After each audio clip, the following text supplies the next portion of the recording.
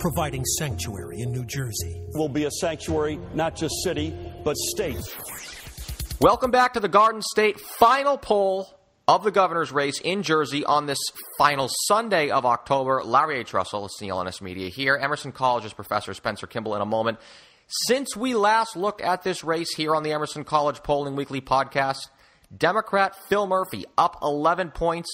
So Republican Lieutenant Governor Kim Guadagno looking for a game changer by focusing on those two words you heard in the opening, sanctuary cities. Time to bring in the professor. Spencer, what are we looking at in Jersey on the 7th?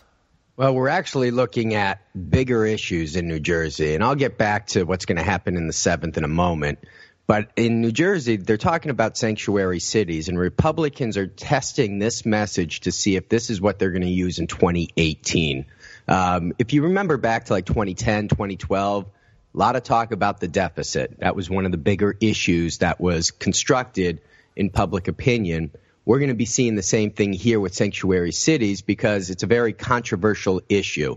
In New Jersey, it's basically split 40% support, 43% oppose, which is a statistical tie. But the reason why Guadagno is using this message right now is that she's trailing and is looking for a game changer to try to drive out support. And people that are opposed or supportive of this issue, there's a great intensity in these voters, and she's hoping to try to drive that intensity out. And she sees it with undecided voters.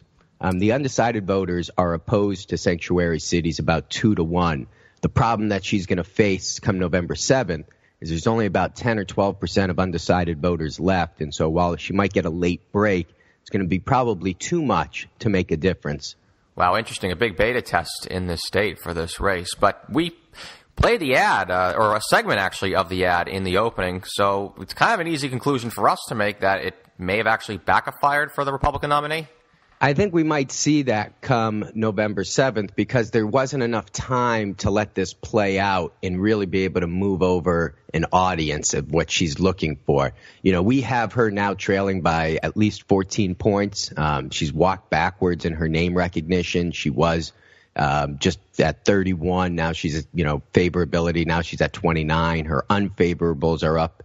And what you also see whenever you start getting into a messy issue like this, her opponent is actually gaining ground.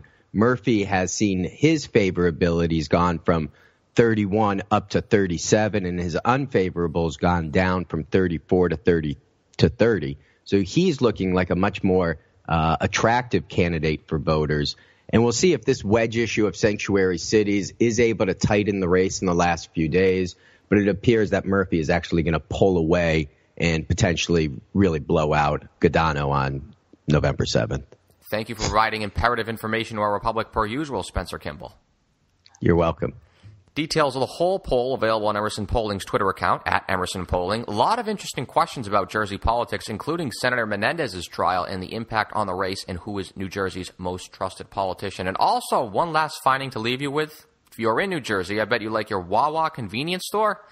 Nearly 77% had a favorable with only a 6% unfavorable rating, so they must be doing something right there. Hopefully we're doing something right here on Emerson Polling. Next week, Emerson Polling will take another trip down I-95, a little further south, the hotly contested Virginia governor's race. So, to obtain immediate access to its release, subscribe to Emerson College Polling Weekly on iTunes, Stitcher, and the CLNS Media Network mobile app.